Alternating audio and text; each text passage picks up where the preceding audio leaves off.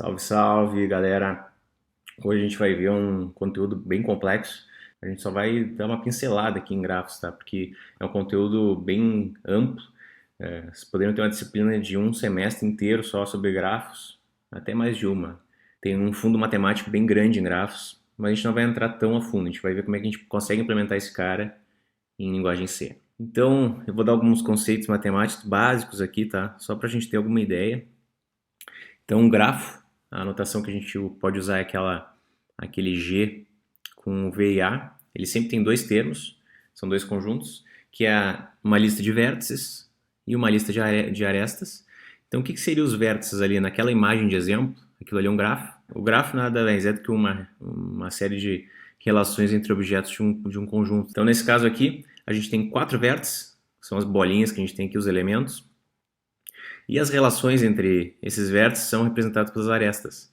Então, cada vez que a gente tem uma linha ali que liga um vértice ao outro, a gente tem o que a gente chama de aresta. Então, por exemplo, entre o 3 e o 4 não tem aresta nenhuma. Né?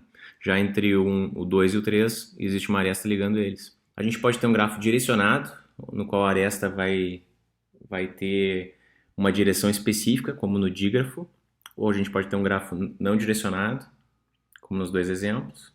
Só tem a ligação, mas não tem uma direção específica. O grau de um vértice trata-se do número de arestas que vão conectar aquele vértice ao outro. Então aqui a gente tem, por exemplo, o grau do vértice A é 1, porque ele só tem uma ligação com o vértice B.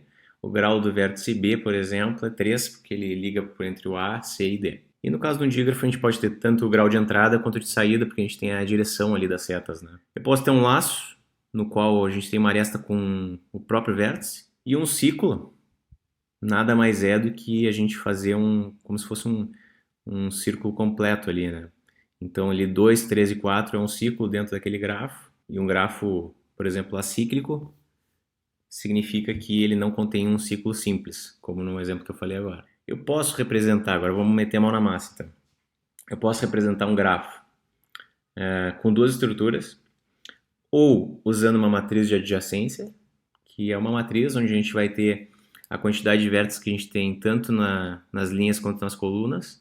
Então, nesse caso aqui, a gente tem uma matriz 4x4 no exemplo, e a gente vai ter o zero quando não tiver uma ligação entre os dois vértices, e o 1 quando tiver, ou usar uma lista de listas, que na prática é o que a gente chama de grafo, a estrutura de dados que a gente vai ver aqui.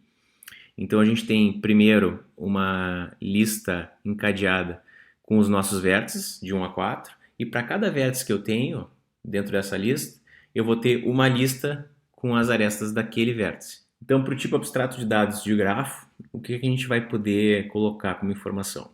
Se ele é ponderado ou não, ou seja, a gente pode colocar peso se a gente quiser nas arestas para dar uma maior relevância para uma aresta ou para outra.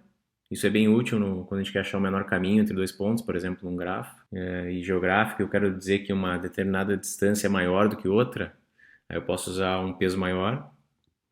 A quantidade de vértices que o grafo pode ter, o número de arestas no qual um vértice pode se conectar, um ponteiro para as arestas, no qual a gente vai ter a matriz de arestas do grafo, um ponteiro para os pesos dessas arestas e o grau, que é um ponteiro para alocar todo o vetor do número de arestas associadas àquele vértice. Lembrando ali que tanto arestas quanto peso são uma matriz, né?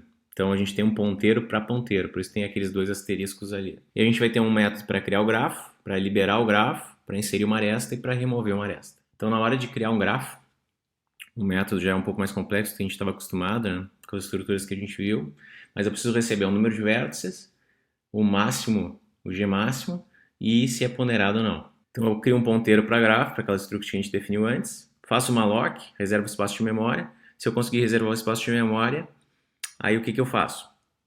Aqui eu estou guardando o número de vértices, o Gmax, e se ele é ponderado ou não. Então eu fiz um if ternário aqui para ver se ele é diferente de zero. Aí eu guardo 1 ou 0.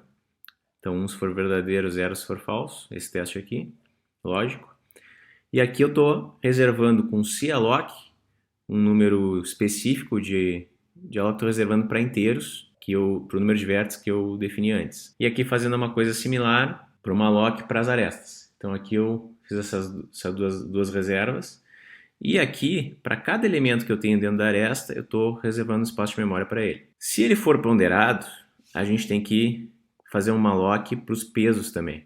E aí a gente está usando o asterisco para asterisco float aqui. E para cada elemento que eu tenho dentro dele, tem que fazer um malloc também para aquele cara, na posição i. Para destruir o grafo, basicamente a gente vai fazer a mesma coisa que a gente fez antes, só que em vez de ficar usando os mallocs para reservar o espaço de memória, a gente vai usar o free para liberar. Na hora de inserir uma aresta, a gente primeiro está verificando se eu consegui criar o grafo, se ele existe, na linha 2. Depois, verificando se ele é um número de vértice válido, se está no intervalo que a gente está usando, tanto de origem quanto de destino.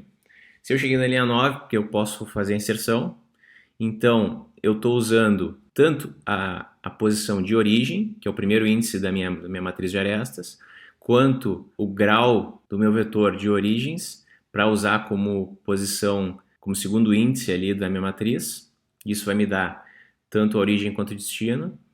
E lá eu vou guardar naquela posição o número do vértice, que é o destino dessa aresta. Se ele for ponderado, eu também coloco o peso, na mesma posição, só que na matriz de pesos, e somo 1 no grau da origem. E caso não seja um dígrafo, aí eu insiro a aresta, chamo recursivamente essa mesma função para ser inserido. Ou seja, se ele não for, eu vou fazer aquela inserção para voltar também. Para remover uma aresta, eu tenho que remover todas as ligações que eu tenho entre os dois vértices. Então, por isso que ali eu preciso fazer aquele while na linha 10. Então, eu tenho que contar primeiro quantos caras eu tenho. Encontrando ele, eu vou ter passado da linha 12 ali. Aí eu vou diminuir o grau desse grafo, a aresta específica. Preciso da linha 15 até a linha 19. Eu vou remover de fato tanto o peso quanto a aresta.